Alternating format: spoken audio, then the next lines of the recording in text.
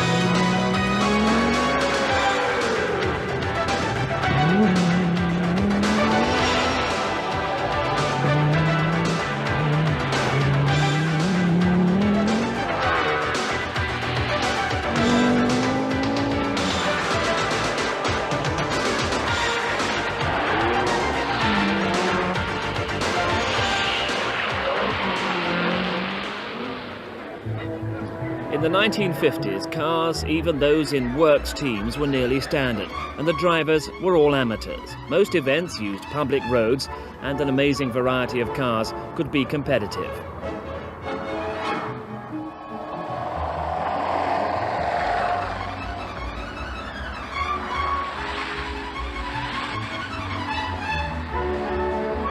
Because famous rallies like the Monte Carlo used very few speed tests, and there was often a bit of circuit racing to sort out a result, you could go rallying in an Aston Martin, a Ford Zephyr, a Mark 7 Jaguar or a Sunbeam Tiger and still hope for success. For those who won, the prestige was enormous, but it was all done with very little backup. Service cars were few and far between, special tyres had yet to be perfected, and many competitors carried their own luggage and spare parts for thousands of miles. Then came the big advances of the 60s, when the first homologation specials from Ford and BMC pushed up the pace considerably. In only 2 or 3 years, the once gentle sport of rallying had become high speed and big business.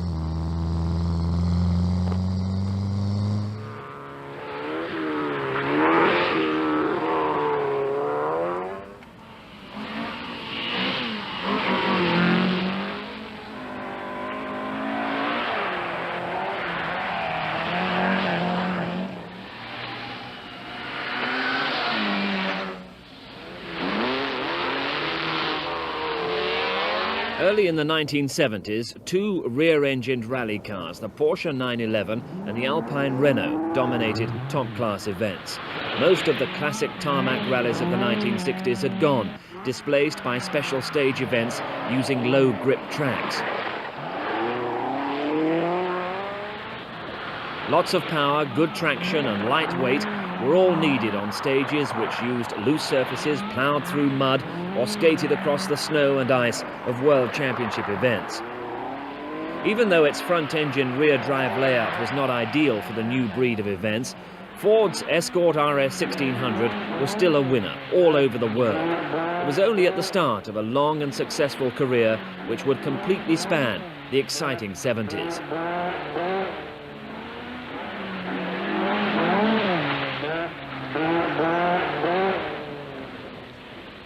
Quite suddenly, the glamour of rallying had attracted more works teams to the sport. Facing up to Porsche, Alpine Renault and Ford were Lancia with its nimble front-wheel drive Fulvia HFs, and Saab, whose front-drive V4 saloons made up for a lack of power by being strong and bravely driven. There were 2 new teams. Fiat got started by using front-engined 124 Sport Spiders.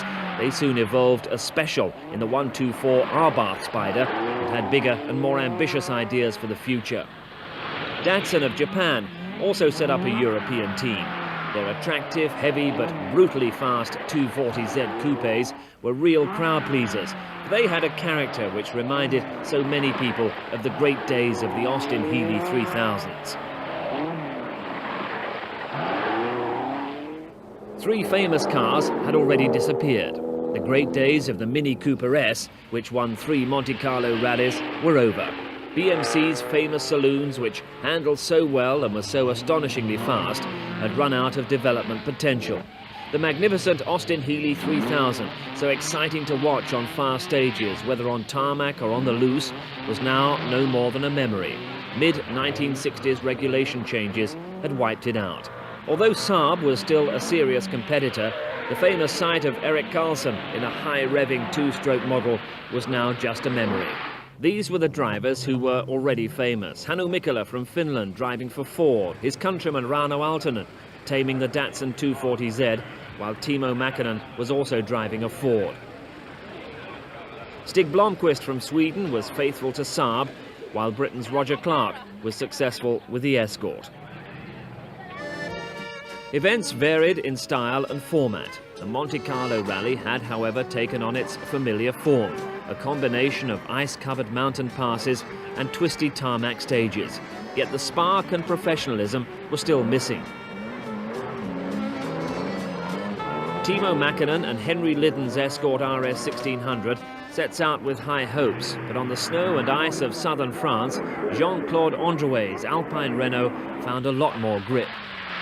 Compared with the 1990s, there didn't seem to be many spectators, but GM drivers such as Nasinius and Kulang were more interested in taming their automatic transmission Opel Asconas than playing to the crowd. The drivers might not have worn fireproof overalls, but they were still trying very hard indeed. Everyone was sideways over the top of the Col de Turini, and the TV crews were there in force. But at the end of the night, Alpine Renaults took first, second and third places.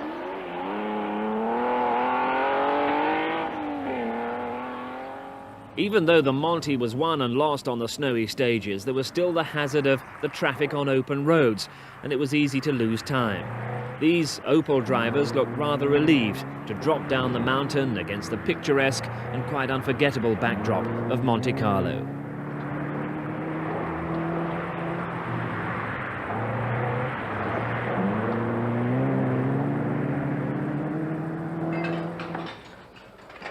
This particular Monte in 1973 was honoured by being the first official World Championship rally, and the press were accordingly entertained. Future stars appeared on the readout, but the winner was Jean-Claude Andruet with his lady co-driver.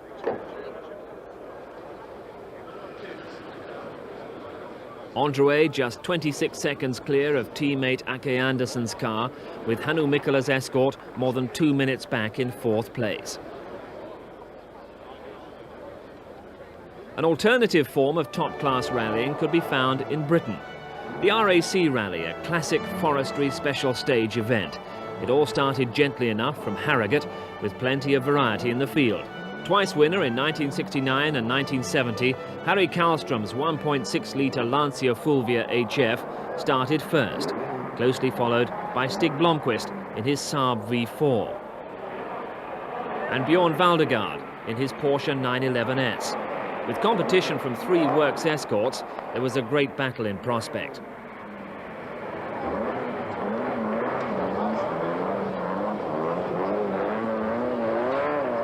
Ford's Bill Barnett, along with mechanics Mick Jones and Don Partington, had already planned ahead, but no one could have forecast the awful weather conditions to come. At Castle Howard in North Yorkshire, the tracks were icy, but there was still quite a lot of grip. The factory-prepared Escorts, car number 6 was Roger Clark's RS 1600, seemed to make heavy weather of it all. Four-wheel drive would certainly have been very useful in these conditions, but no one gave it a second thought. 2 reasons. One was that there was no compact four-wheel drive cars on the market, and the other was that such layouts were banned from rallying until 1979. One aspect of the RAC rally, the spectator stages, generally considered to be the easiest of the special stages, but Peter Clark made Woburn appear very difficult.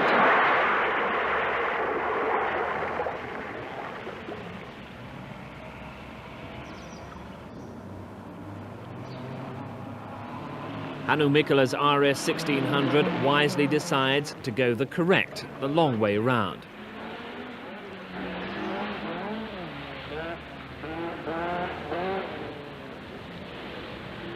While Gunnar Blomqvist's Capri had its own ideas of the right way to get to the end of the stage.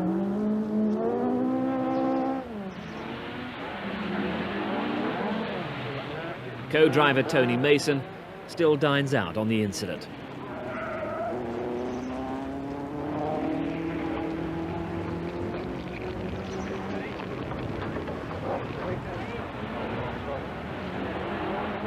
From the spectator stages to the forests of Britain, it's here that the RAC rally has gained its reputation as the most gruelling rally in the world. Local knowledge was essential as pace notes were forbidden, this being one of the world's few blind rallies.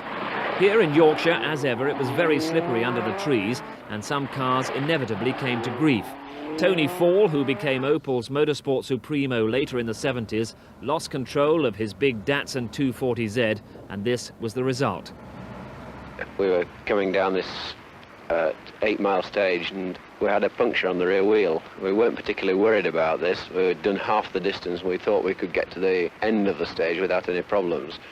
And we're descending a long hill to a very slight T-junction at the bottom, and unfortunately, with the flat tyre, the car didn't respond in the way I expected it. The forests of Yorkshire having taken their toll, the rally moves to Scotland, where the snow closes in. The special stages hadn't been ploughed, and the rally cars weren't allowed to use studded tyres. It's a miracle, therefore, that cars like Trombotto's Fiat 124 Spider could keep going at all, though Roger Clark's Escort showed no signs of giving in to the weather.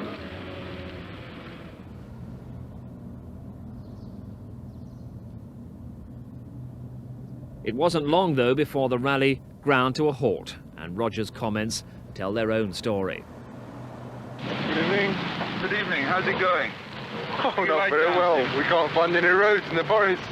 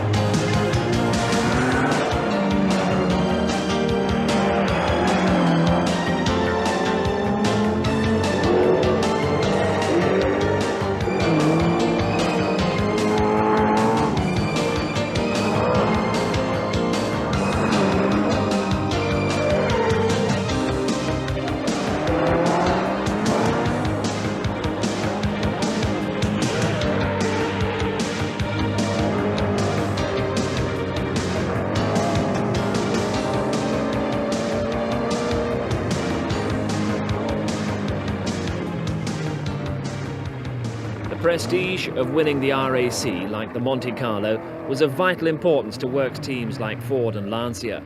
Budgets were increasing, and hence the pressure on drivers like Timo Mäkinen and Roger Clark was starting to show.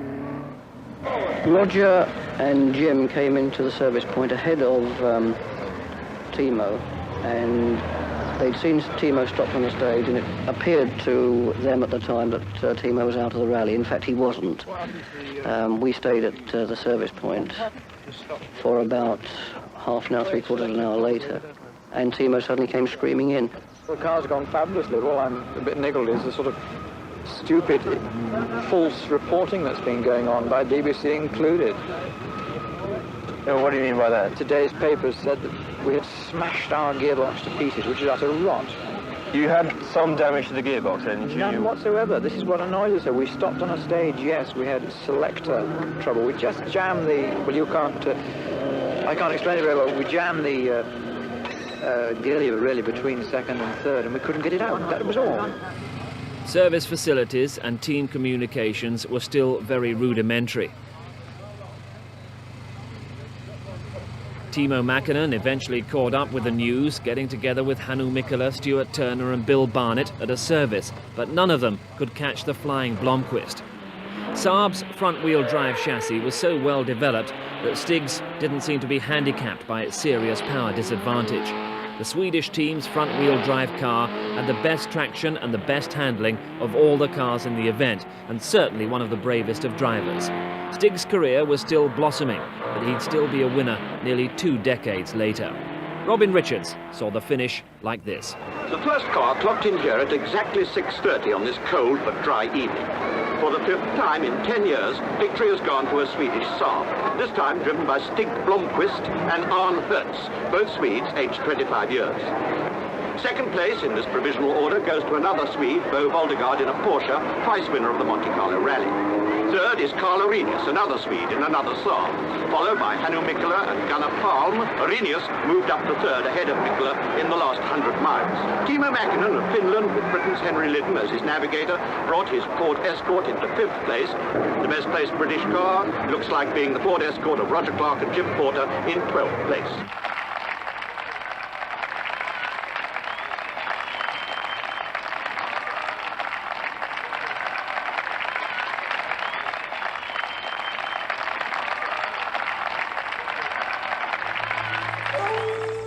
Africa played host to a style of rallying in stark contrast to the high-speed events of Monte Carlo and the RAC. The East African Safari Rally, covering Kenya and Uganda, had no need for special stages.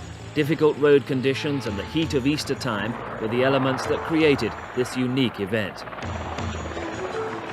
European drivers found it very difficult to adapt to the special demands of the event, and it wasn't until 1972 that a non-African driver first won the event. High performance, rugged construction and protection from dust were all essential to success.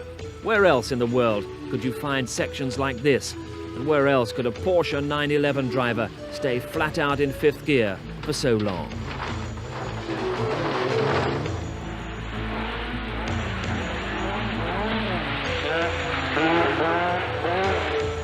Deep in the bush, though, cars often had to pick their way from hole to hole and ridge to ridge.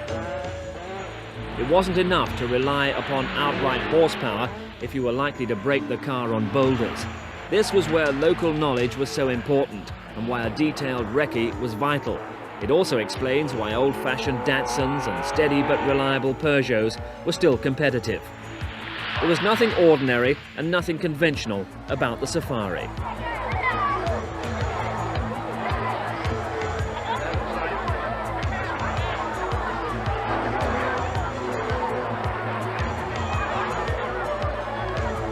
It was always hot, sometimes clouds of dust billowing around cars, sometimes sudden rain showers which turned the tracks into slippery quagmires. Local co-drivers could read the track conditions at a glance, and it was always better to be careful than fast and furious.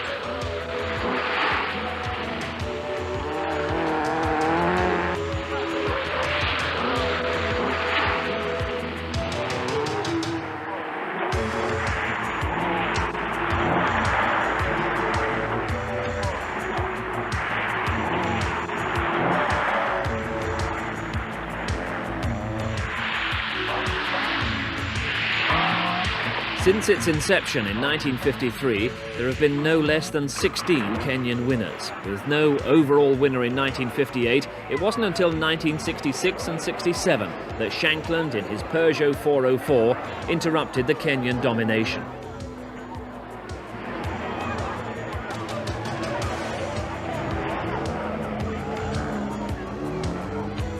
From time to time, the cars and the locals got together for a few minutes, especially when a ferry crossing was needed. Only one car at a time, mind you, and nothing more advanced than manual labour to drag the craft across the river. Work out for yourselves how long it takes to deal with an entire field. Minutes, not seconds, are lost on occasions like this. In 1972, though, the safari myth was broken when Finland's Hannu Mikkola and co-driver Gunnar Palm from Sweden became the first Europeans to win the event. So rallying took no single form in the early 1970s. Apart from the classic special stage events and the safari, there were marathons. Even back in '68, the first of these was the London to Sydney, crossing through Asia and the Australian deserts. The most famous of all, no question, was the Daily Mirror World Cup Rally of 1970, which took 5 weeks to reach Mexico City from London. Star drivers like Roger Clark, Timo Mäkinen, Rauno Aaltonen, Henry Lydon, Hannu Mikkola, and even football star Jimmy Greaves all battled through the mountains of Europe, the deserts of Patagonia, and the high peaks of Bolivia and Peru. Marathons like this attracted a great variety of cars. London to Mexico not only attracted familiar works machinery, but private owners who carried their spares on the roof.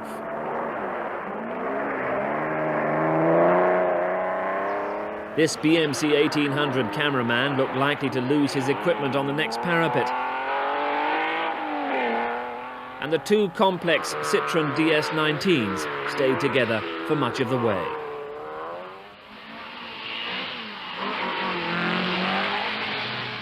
Some, of course, entered just for fun, and what better way for the Martin family to aim for Mexico than by using an ancient Rolls-Royce.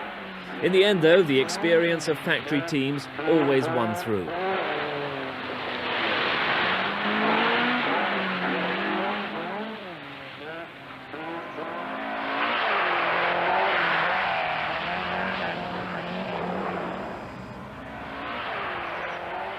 In Mexico City, after 16,000 miles, it would be a familiar scene.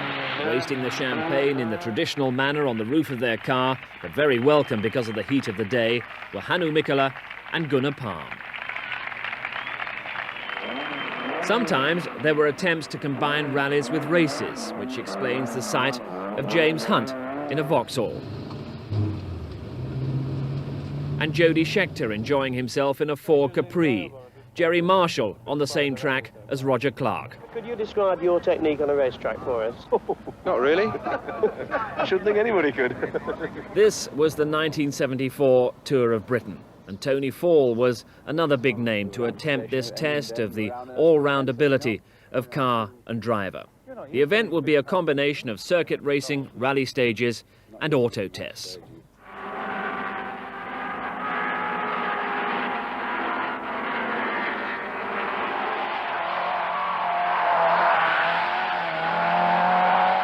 No practice had been allowed, which meant that some drivers found the right way and some the wrong way to tackle the stages.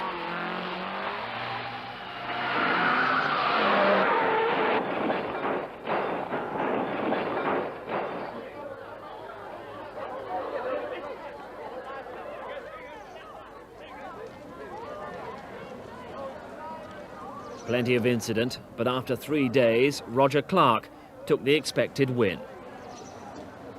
Bloody good. It's a very fine fella. I'm most impressed playing all those racing drivers. Oh, it's not difficult. There you go. Oh, shall I open it? It's the only pleasure I'm going to get out of this. Right, go on, fire it away. Good enough over everybody. Hang on. Only 2 factories threw great efforts behind rallying in the first few years of the decade. Lancia introduced the Fulvia Coupe in the mid-60s, and by 1970 it was a proven winner. The Fulvia HF had a 1.6-litre V4 engine and front-wheel drive. Add to this a 5-speed gearbox, aluminium body panels, top-grade drivers like Simo Lampinen, Harry Kallström and Sandro Munari, the 1972 winner on Lancia's home ground, the San Remo, and the potential was obvious.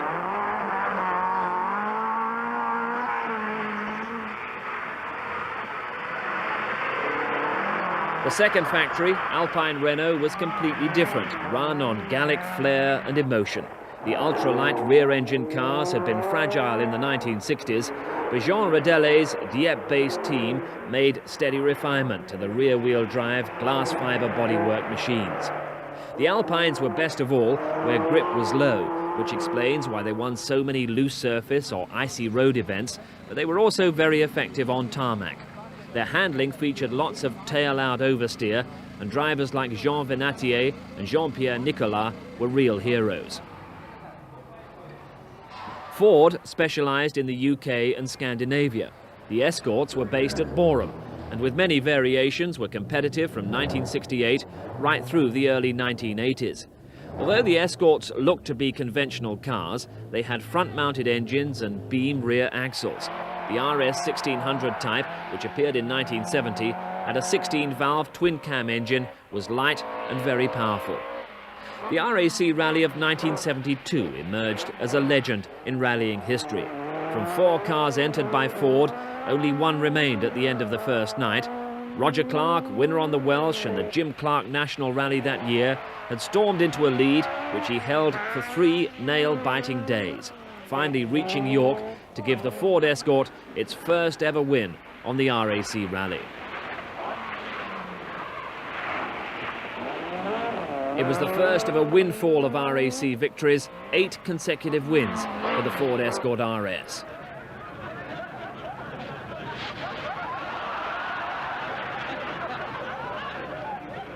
In the first few years of the 70s, Saab specialised mainly in Scandinavia and in the mud and rocks of Britain's forests. Stig Blomqvist, in addition to his RAC win in 1971, claimed the Thousand Lakes in Finland and a hat-trick of wins in Sweden. Saab, like Lancia, prepared cars with exceptional handling, but they were soft-sprung and short of power compared to their rivals. Inevitably, the Saab 96 V4 was nearing the end of its life as a serious international competitor. Similarly, Porsche was slowly fading from their former glory.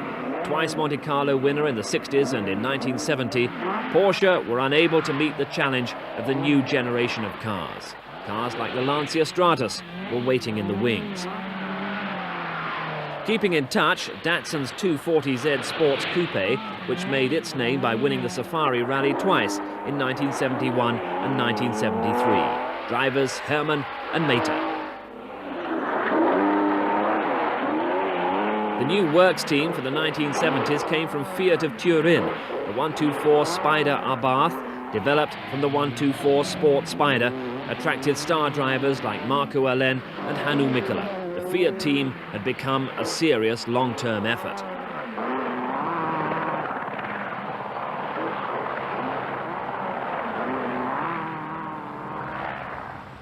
The energy crisis of 1973-74 stopped rallying in its tracks for a time, but within a year, this car, the Lancia Stratus, had changed the face of the sport. The sensational Stratus was the world's first purpose-built rally car, and drivers such as Sandro Munari soon showed it was in a class of its own. World champions from 74 to 76, the Stratus was the car by which every team measured their standards. It was a stubby but beautiful machine which was equally at home on tarmac or on loose tracks. It was faster than all its rivals, had better traction, and it was extremely versatile. Its 4-cam Ferrari V6 engine was behind the seats, driving the rear wheels, and it had glass fibre bodywork. In Britain, the checkered flag Stratus of Olaf Wolfredson dominated the rally stages and dominated the starting ramps as well.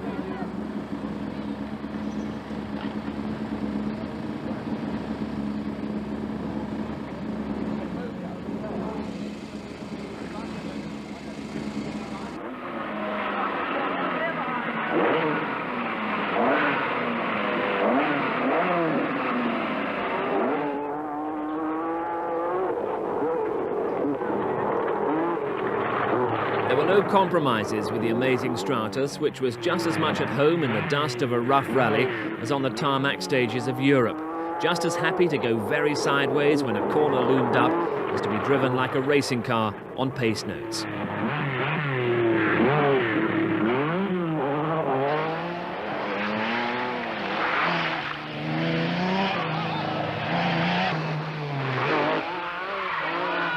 But the Stratus wasn't easy to drive. The tail-heavy machine, 3 times world champion, was unable to ever win the much sought-after RAC Rally.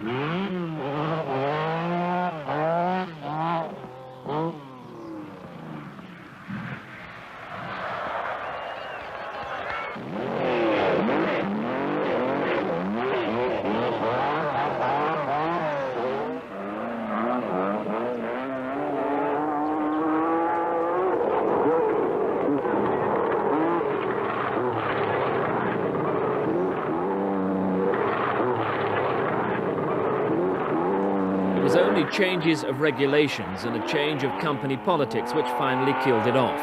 Fiat had bought Lancia in 1969, and it was inevitable that the separate works rally teams would combine one day. Both teams moved to Arbath in the mid-1970s, and the result was yet another world-beating homologation special from Turin, the 131 Arbath. By the mid-1970s, rallying was looking a lot more glossy and a lot more professional than ever before. Not only were the cars looking faster and more spectacular than ever, but new sponsors were queuing up to get their livery onto a winning car. Typical were the Allied Polymer Escorts, first driven by Timo Mäkinen and later by Ari Vatanen. Then, of course, there was the way that Roger Clark and his factory-backed Escort RS 1800 got together with Cossack Hairspray for 2 glorious years. In a succession of distinctively liveried bright red cars, Roger won event after event in the British Isles. And there's no doubt that the message got across to the public, especially after Roger was persuaded to make a TV commercial that linked his car with the product. Even Saab, that sober but business-like team, seemed to change their car colours every year, and they sold hundreds of extra rally jackets as a result.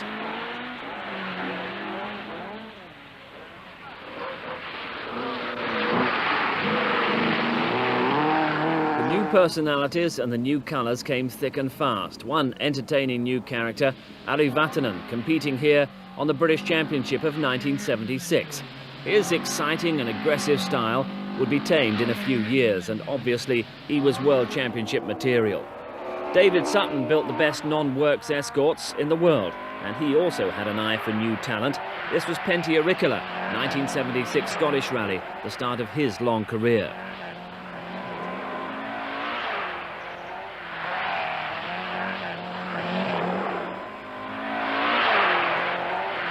Then, of course, there was the start of the long partnership between Russell Brooks and Andrews Heat for Hire. Then, as later, Russell was determined to be a star, and the way he drove his cars surely proved it.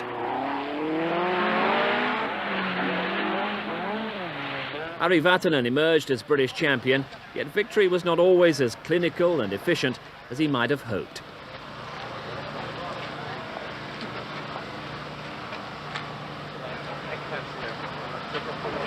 They've got an axle in their car, so... Yeah. What does it make? Crown and pinion. What's your problem? Diff. Oh. Well, never broken. No one carries. Was it broken on the stage? Yes. Did you stop in the stage? No, we didn't stop still. We just came rolling down, and still we have same to us also. Oh, well, you're okay. Yeah, on that one, but we can't carry on, I mean. Well, why can't you change it? Haven't you got another one? We haven't got any spare one. Ah. No one has got, that's right. I see. Well, that's a simple answer. It's a component which has never broken before in a British rally, so we don't carry them as spares. It's not a particularly common component. It's part out of a 3-litre Capri, part of the back axle, also part, obviously, of the BDA back axle. We can't find one at the moment, but we're still looking. So what length will you go through to get one? Oh, we'll carry on looking as hard as we can, you know. We'll find a parked car and ask the owner if we can take his axle out of it and try that. We'll try anything. Well, have a drove down the road in that Commodore and you can see somebody with a 3-litre Capri then. Yeah, that's the best bit. What's this version? That is a 3-litre. Yes, it is 3-litre. So the only way to find a spare was to stop a passing spectator. We have a technical problem. We want a 3-litre Capri diff.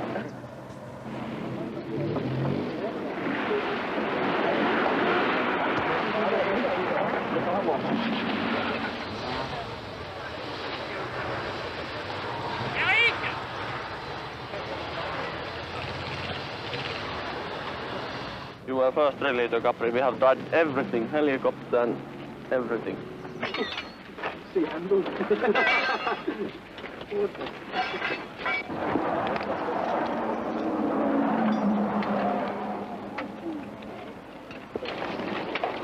Ready to go. Okay. Can I start? Yes.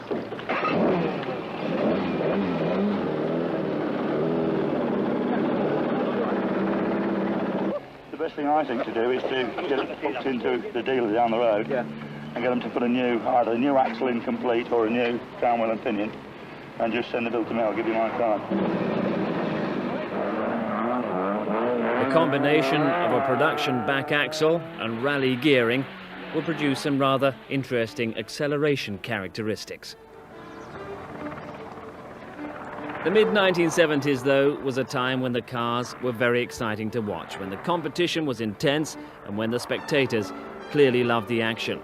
Was it a golden age? It seemed so at the time, for rally cars were still quite cheap, the weather usually seemed to be glorious, and there was plenty of glamour to be found on the fast and flowing stages.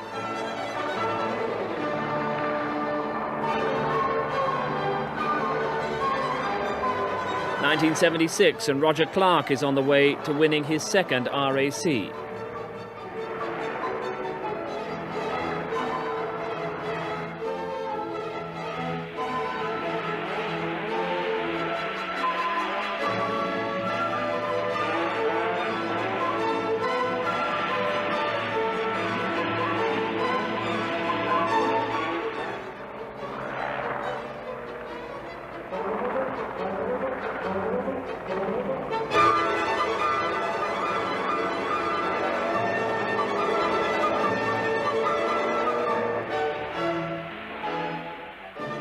In 1977 and 1978, the World Rally Championship came of age, with Fiat and Ford battling it out for victory.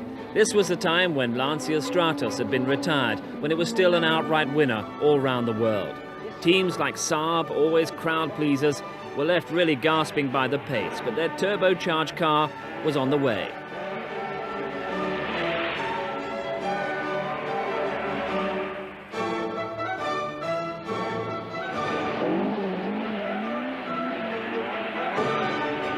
Ford and Fiat teams were evenly matched. The Ford Escort RS 1800s were certainly fastest, but simple, while Fiat's 131R Baths were beautifully prepared and technically advanced. Ford drivers like Bjorn Waldegaard and Hannu Mikkola were already superstars, but Fiat matched this with Markku Alen, a rising star in his own right. And they matched it also with extravagant budgets and with entries in events all round the world. There was an element of horses for courses in this battle, for while Ford were supreme on loose surfaces, Fiat were usually victorious on tarmac. Usually it went according to the book, but sometimes there were surprises, as for instance when Kyösti Hämäläinen won the 1,000 Lakes for Ford in 1977. In 77, together with Bjorn Waldegaard, Ford's major effort was made in the Safari Rally. Fiat didn't enter, so 4 Escorts started a hot and dusty event, knowing that their main rivals were Mitsubishi and Peugeot.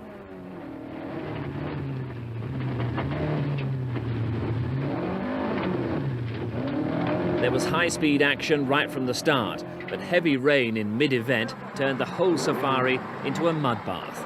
When faced with conditions like this, teams had to forget about high speed and settle for survival instead. In those days, Safari technology was more about waterproofing than about pace notes and tyre pressures.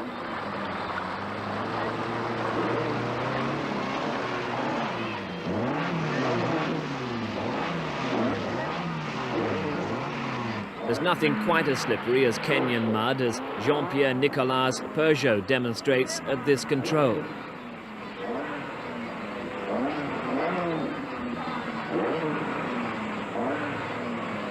Co-driver Jean Todt looks distinctly unhappy. It's all a far cry from the glory days as Peugeot's motorsport director, which would follow a few years later.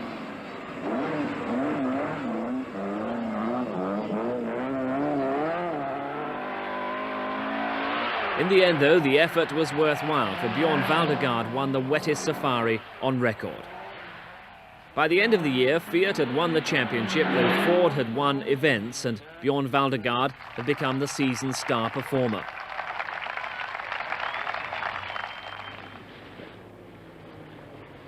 Driving a brand new car supported by British Airways sponsorship, he dominated the Lombard RAC rally from beginning to end, whether it was on the twisty tarmac of sections like the Great Orme or on the long, flowing and slippery forest stages of central Wales.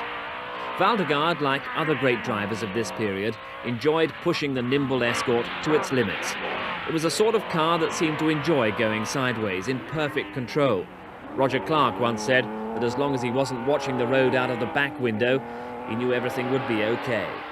It was a rugged machine which could deal with all types of rough going, and one which barked its way to hundreds of victories.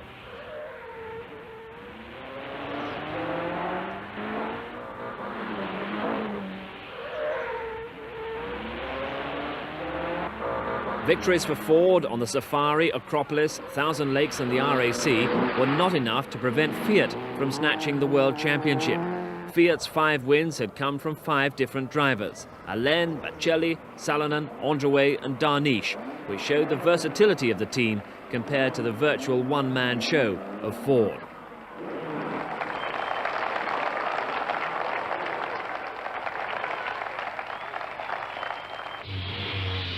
With the Lancia Stratus now retired, Fiat won the World Championship again in 1978. The team refined the design of the 131 Abarth, making it suitable for tarmac and loose surface going, and they put a huge effort behind its drivers. It was well balanced, strong, a good high jumper on fast stages, and it could rapidly be adjusted to all sorts of conditions. Success was largely due to Markku Alen's brilliance. Markku, a Finn, had joined the Italian team in 1975 when the team was using 124 Abarth Spiders, but he soon settled in and took to the 131 Abarth saloon like a duck to water.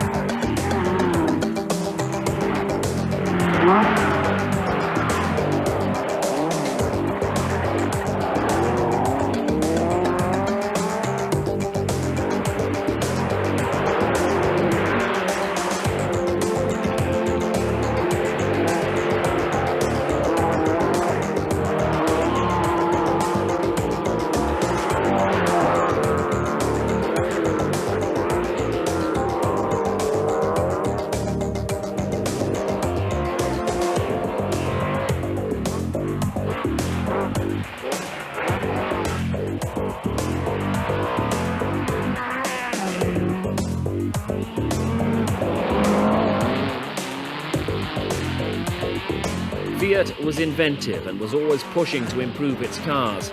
How about this novel little tweak to help the traction? For the Lombard RAC Rally of 1978, Fiat modified Walter Rawls' car by putting the co-driver's seat in the middle of the rear compartment. That was a change outlawed after only one rally, but full marks to Fiat for trying.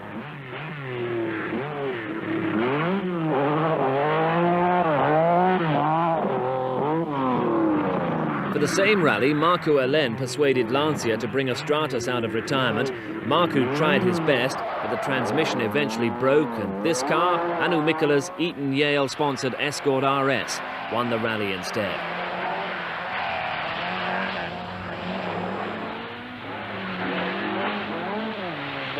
It was another example of Ford's versatility. A strike at the factory meant that works cars couldn't be entered, so the team drivers were lent out to private teams. Mikkola drove for David Sutton. The car was as good as anything that Borum could provide, and you can see how delighted Hannu and Arnie Hertz were by the result.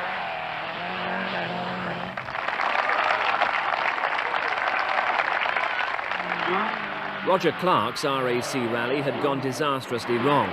His British supremacy under threat by younger drivers. Trying too hard, he left the road in dramatic style. We had a clutch break going through one of the stages, and we were driving without a clutch. And we came to a rather tricky corner and misjudged it and went off. But the problem, we got the car sorted out, and we tried to start, and we had no clutch, and we had no starter motor either, so we couldn't move the car.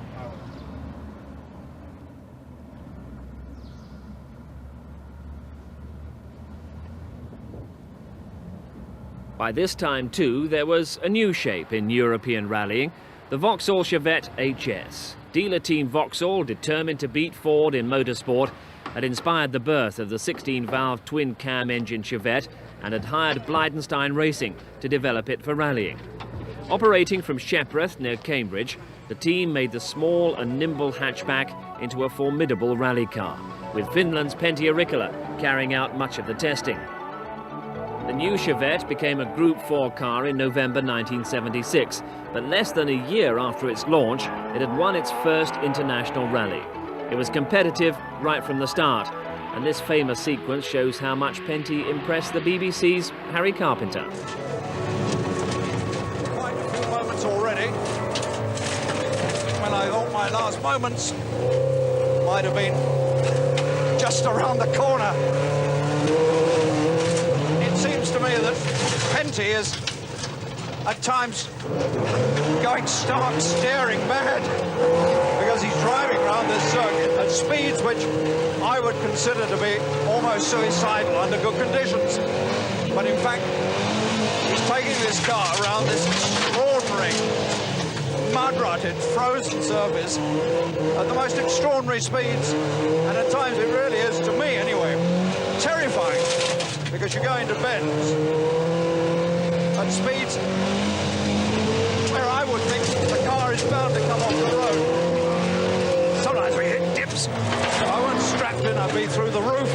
I mean, the conditions really are, in my opinion, totally treacherous.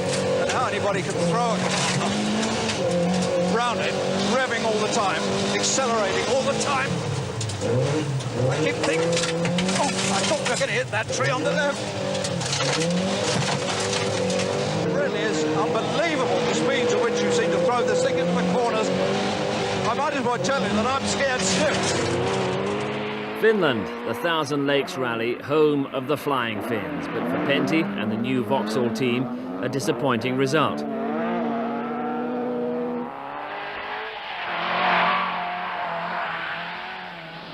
Early mechanical failure prevented the hoped-for impact on the world rally scene, and the disappointment showed on Pentti's face. How much time have you got to spare here, Pentti? No, nothing. No, sorry. Tell me how long?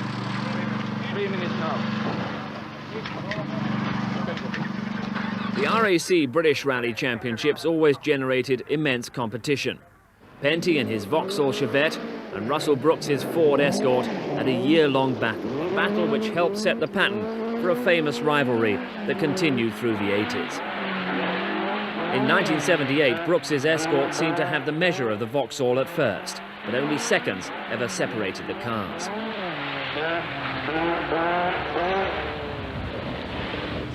I think the cars are fairly evenly matched. I think that Vauxhall actually had the legs on the Escort in terms of speed at the beginning of the year, but not reliability. But if anything, we've caught up a little bit in speed, and the Vauxhall, of course, has got more reliable, so it makes it a very, very tense situation.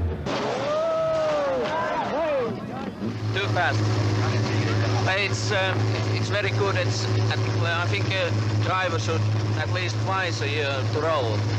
It's only sign that he's trying hard enough to see. I don't entirely share Pentti's sentiments, but he was right about one thing. We were certainly trying hard, all right. Russell Brooks rolling in the Welsh forests. Pentti had his moments too.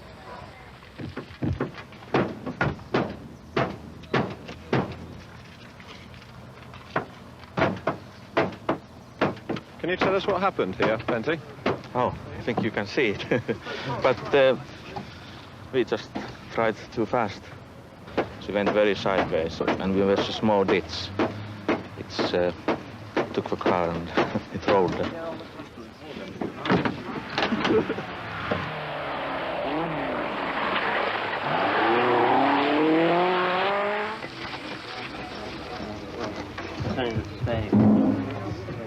bit tight. Have you completed your stages yet, Russell? Or have you come in between them? No, we've come in between them because we broke a rear shock absorber and we've also had some more brake trouble.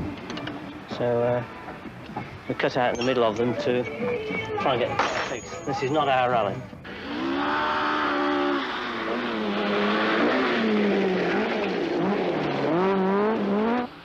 Pentti's Vauxhall won the first round of the Open Series Championship in 1978 and Russell the second. But Hannu Mikkola then won 3 further events and clinched the championship at the end of the year. Escorts seemed to come in all colours. Ari Vatanen had a car sponsored by Gandhi brake linings.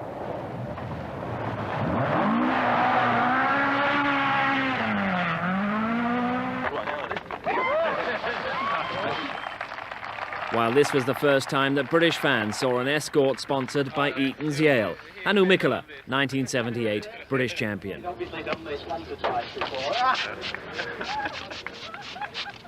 British Leyland, which had been out of rallying for some years, came back in the mid-70s, but had to wait 2 or 3 years before their cars could match the pace of the established opposition. Although the Triumph Dolomite Sprint didn't look as extrovert as the Fords and Vauxhalls with which it had to compete, it was a rugged and reliable machine. But managed by John Davenport, the team then started using a new sports car, the TR7, in 1976.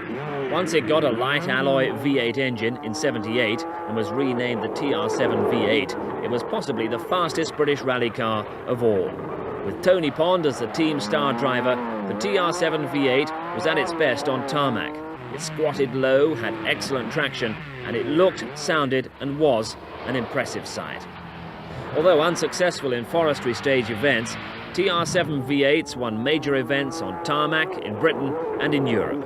It was only sheer bad luck which stopped the team in its tracks on World Championship rallies like the Tour de Corse.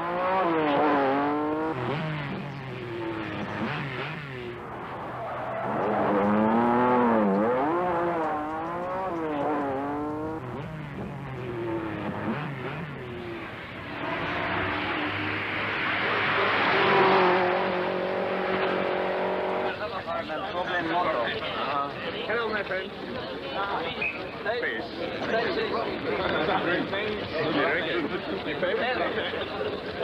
So who were the other major players? Tony Fall founded the British dealer Opel team in 1974 and not only managed but drove his new cars. At first the Asconas were too heavy and underpowered, but with Brian Culcheth driving, the Cadet GTE was a very successful Group 1 car. It wasn't long before Tony moved to West Germany to run Opel's European motorsport programs. His first task was to turn the promising Cadet GTE into a pace-setter all over Europe. But for the 1980s, he had ambitious plans for the 16-valve Asconas and Mantas.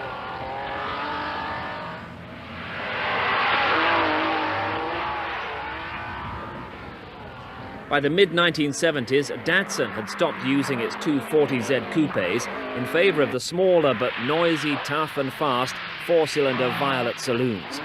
Andy Dawson moved over from driving an Escort to build these cars for the Japanese concern. And by the end of the decade, the cars were as reliable as any other rally car, though not quite as fast as the Fiats or the Fords. Ove Anderson's Toyota team was still based in Belgium. He chose to use Celica coupes and concentrated his efforts on off-road events. They were always beautifully prepared, and when they were driven by heroes like Hannu Mikkola, they were always competitive. Saab abandoned its V4s in the 1970s and then concentrated on the larger 99 models.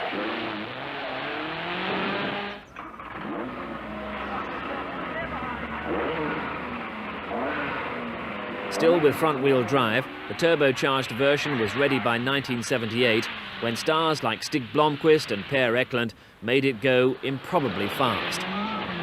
Rallying, in fact, had become a highly professional business, but not everything was going according to plan. Yes, well, the car's quick. If I can learn how to drive it, we'll be all right.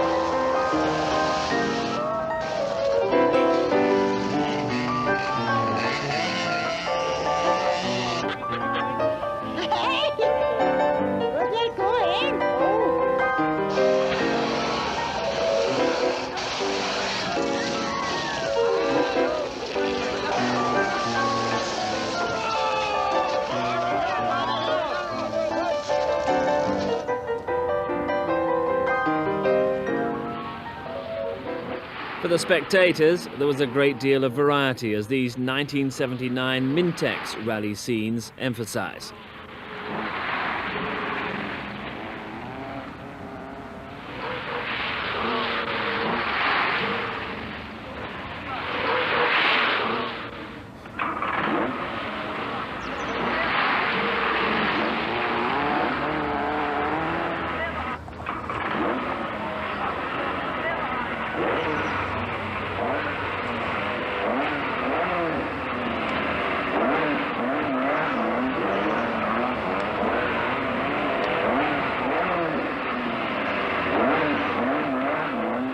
Saab's 99 Turbo was solid, stable and easily controllable, though it was really too heavy to beat the Fiats and Fords on tarmac.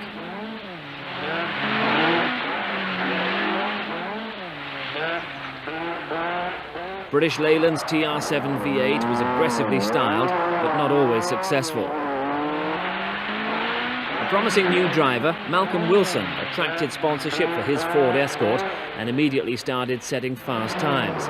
But no matter who the driver, no excuse was needed to spray the victory champagne. Blomqvist won round 1 of the British Championship, but Pentti would go on to win in the forests of Wales and Scotland to finally become British Open Rally Champion 1979. In less than a decade, it seems, rallying had changed from a fun sport to a very professional business. Teams like DTV spent hour upon hour testing their cars, matching engine and suspension settings to tarmac and loose surface conditions. It was time to try one type of tyre against another, time to work on the promotional material, and time to go fast just for the hell of it. Practice, they say, makes perfect, and all the top teams did a lot of that.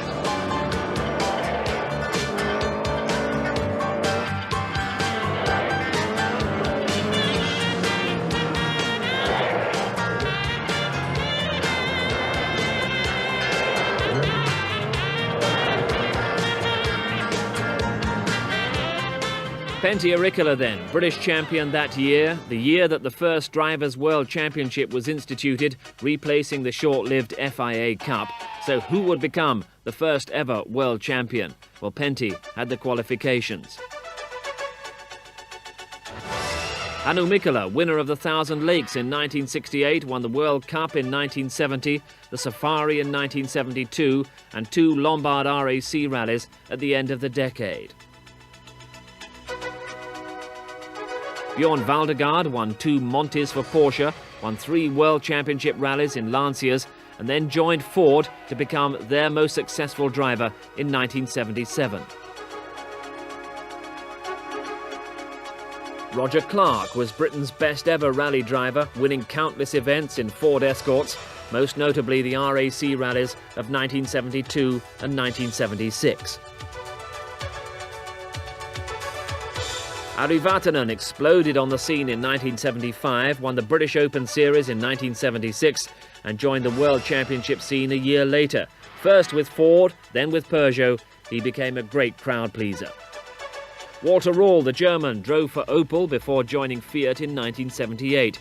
In the next few years, he'd win the World Drivers' Championship twice and the Monte Carlo Rally 4 times. Markku Alen drove for Ford in 1974, but joined Fiat Lancia in 1975. Markku usually drove the 131R Bath, but loved rallying the Lancia Stratus. He won the FIA Cup, the unofficial World Championship, in 1978. And Stig Blomqvist's works career, that began in 1971, the year in which he won the RAC Rally, and he drove for Saab through the 70s. He went on to become world champion in 1984. Jean-Claude Andruet started the 70s as an Alpine Renault works driver, winning the Monte in 71 and 73. Later, he joined Fiat and won the San Remo Rally in 77. Sandro Munari was Lancia's star driver in the 70s. He won the Monte Carlo Rally 4 times, 3 of them in a Stratus, and used a Stratus to win no fewer than 4 other World Championship events. Shekhar Mehta was a safari specialist who excelled at other long-distance rough road events. He won the Safari in '73, then 4 more times in succession, '79 to '82 inclusive, every time in a Datsun product. By 1979, Timo Salonen of Finland was a rising star. Having won 1 World Championship rally for Fiat in '77, he joined Datsun for 1979. He would become world champion with Peugeot in 1985. The first official World Rally Championship was held in 1979, and throughout the year, Lancia, Ford, Fiat and Datsun slugged it out, round after round. Bernard Darniche's privately entered Stratus was supreme on the last night of the Monte Carlo in front of the TV cameras and thousands of spectators. And victory went to the blue Lancia by a mere 6 seconds.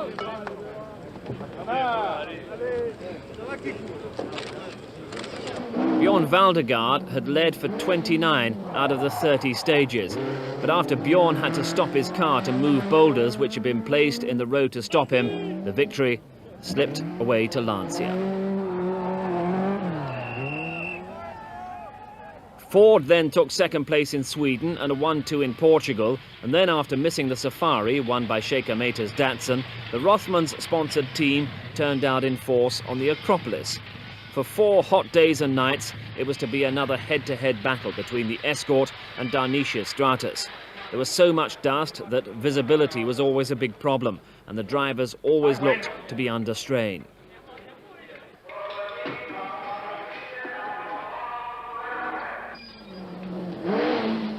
Although Hannu Mikkola had a brand new car for the event, his engine let go after 9 stages, while Roger Clark's car failed a few hours later. After that, there was no time to stand and stare at that wonderful Greek scenery, though by tradition, the rally started under the shadow of the Parthenon itself in the city of Athens.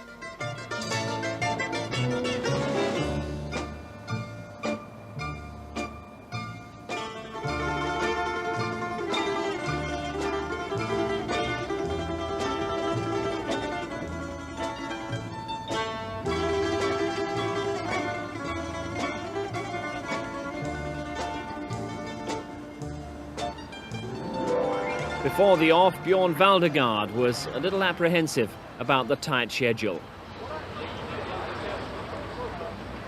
Bjorn, you out to repeat your success of 2 years ago? I would like to, but it's a big competition actually, and the timing is very tight on the road sections this year, so we have just to keep the fingers crossed that we don't get into some trouble, you know, then we lose time.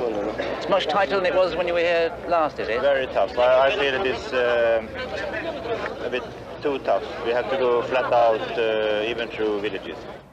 Although the Escort led right from the start, the gallant Stratus was never far behind. Steady and patient development had made both cars very strong and very fast, whether it was in the choking dust of the countryside or on the incredibly slippery tarmac of the Greek country roads. Drivers talk about getting a car dancing, and this shows just what they mean by that. The cars are never straight for more than a second or two, but they're always under complete control.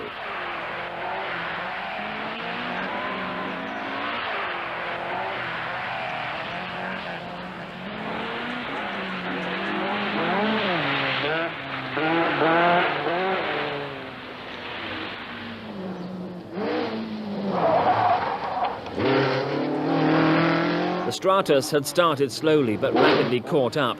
After the halfway halt, it began to catch the Ford, but as a private entry fighting a factory team, it was always in trouble. The car clearly carrying some scars. The Stratus sporting a damaged left side and isn't looking as healthy as at the start of the rally. The rough roads of Greece certainly took their toll as both cars repeatedly suffered from concussion punctures.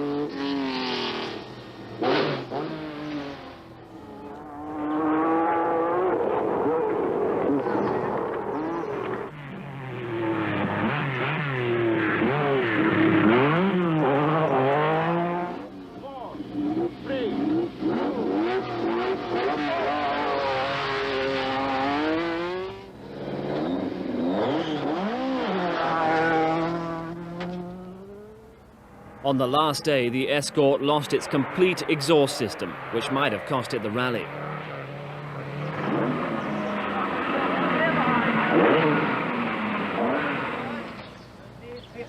Can you put on, do you have any exhaust with you? Exhaust? Yes. Yeah.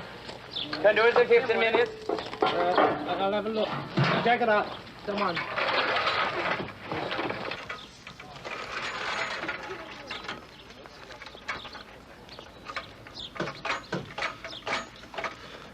I can put one on, but it won't stay on, that's the problem.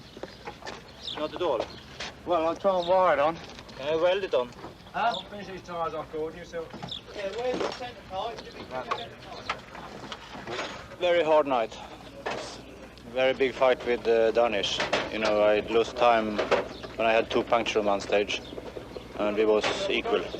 And he was really, really fighting until he broke his rear suspension.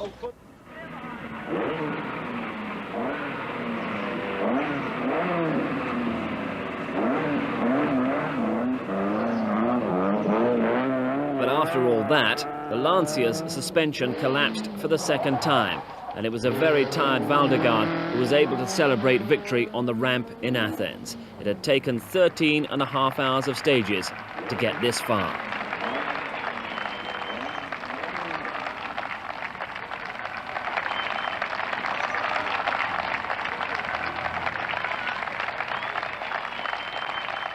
Ford won in New Zealand, Fiat in the Thousand Lakes, and Waldegaard won again for Ford in Canada before the action returned to mainland Europe. Ford had never planned to face Fiat and Lancia on their home ground, the San Remo rally, and one can see why. Some of the rally stages were over dust-clogged tracks, but most were on tarmac.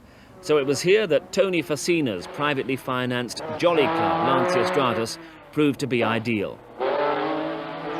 This victory, in fact, was a real embarrassment to Fiat, whose 4 131R baths were well beaten. Company politics had seen the unique Stratus prematurely retired at the end of 1977, so that ordinary-looking Fiats could take the limelight. Not much limelight here, but since there was a local boy making good, it was still good news in Italy.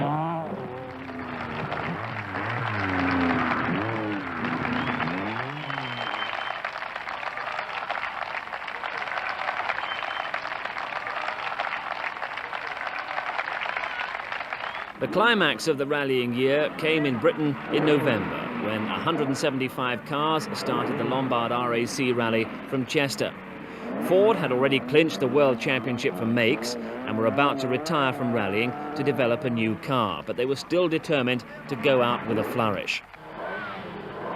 No fewer than 7 Works Escorts lined up against Markku Alen's Stratus, Walter Rawls' Fiat 131R Bath, Stig Blomqvist's Saab 99 Turbo, and a host of other stars.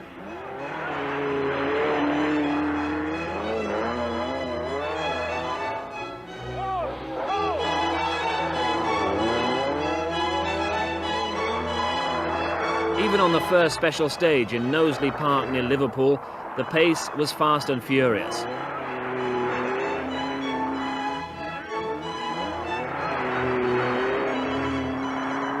The overhead camera catches Hannu Mikkola sampling the grass on one of the first corners, and almost every other driver was proving just how slippery the stage actually was.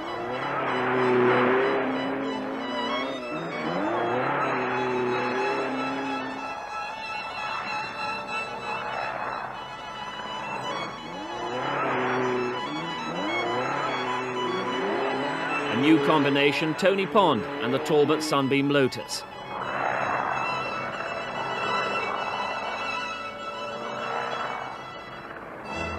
Toyota's cars were set up to go three-wheeling on the tarmac stages, but at least they appeared to be in full control.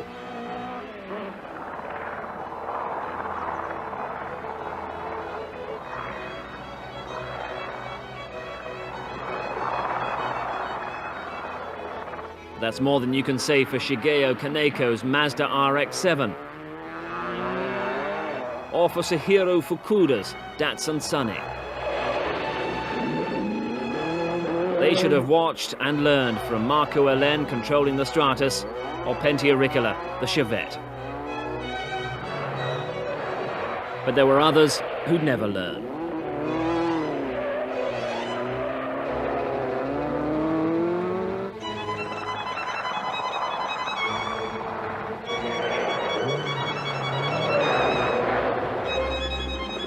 Throughout the season, Datsun's single-cam saloons had been consistent but never quite fast enough to beat the European cars. In the Lombard RAC rally, Timo Salonen's 160J and Andy Dawson's sister car went well, while dozens fell out around them. And at half distance, Salonen's car was up to 7th.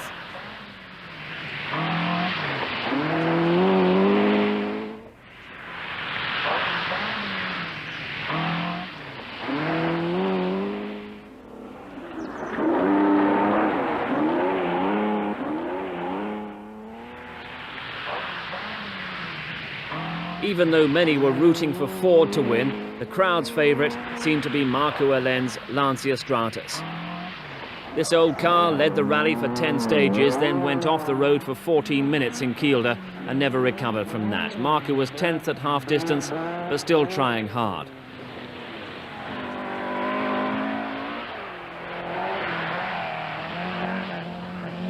Much of the Lombard RAC rally runs through the night, usually with fog, often with ice, and the problems intensify.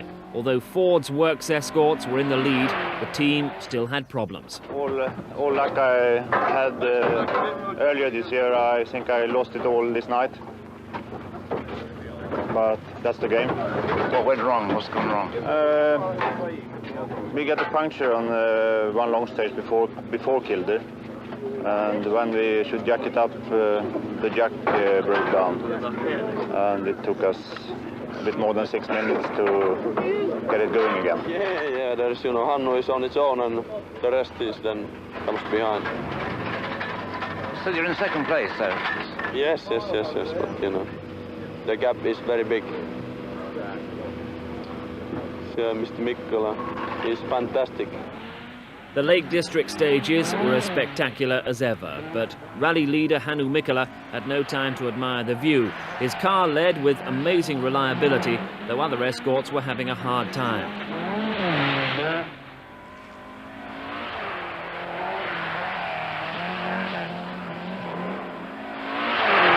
Russell Brooks, third in 1978, was trying even harder this year. Third at the night halt behind Mikkola and Vatanen, he attacked the tarmac of the Great Orme stage as if his career depended on it.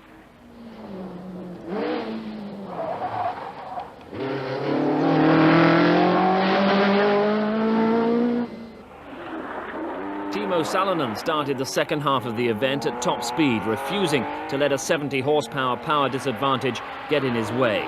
He was fast, if untidy, on Great Orme and at Western Park.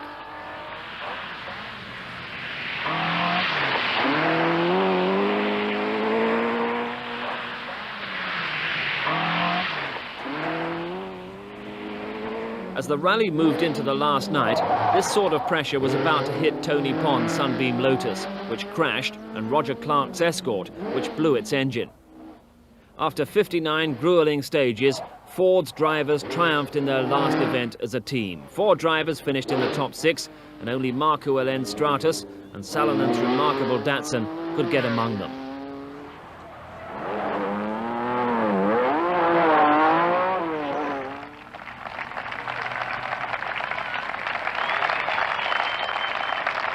For Hannu Mikkola, it was his second successive Lombard RAC success, while for Peter Ashcroft, it was the end of an era.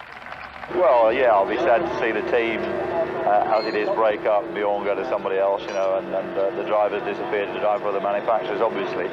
But, I mean, we've got to do development for a new vehicle, and regulations change in '82, so I think it's the right thing to do is stop when we're winning. Although Waldegaard only managed to finish 9th, it still helped his championship hopes, and these were confirmed 3 weeks later, when Waldegaard was victorious over his close rival Mikkola, both driving Mercedes, on the Bandama. At the end of the year, indeed at the end of the decade, he became rallying's first official world champion. The '80s would take the sport another great leap forward.